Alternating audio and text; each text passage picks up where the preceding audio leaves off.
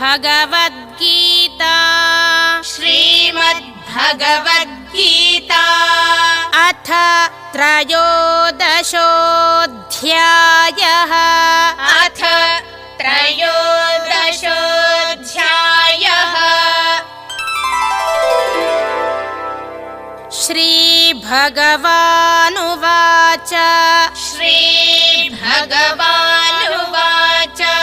तत्क्षेत्रं यच्च यादृक् तत्क्षेत्रं यच्च यादृक् यद्विकारि यतश्च यत् यद्विकारि यतश्च यत् स च यो यत्प्रभावश्च स च यो यत्प्रभावश्च तत्समासेन मे शृणु तत्समासेन मे शृणु।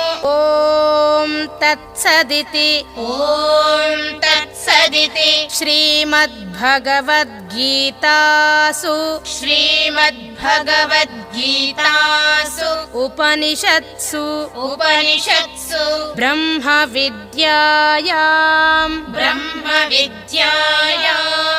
योगशास्त्रे श्रीकृष्णार्जुन संवादे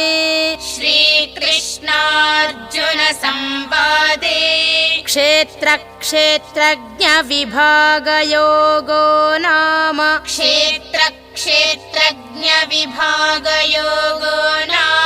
त्रयोदशोऽध्यायः।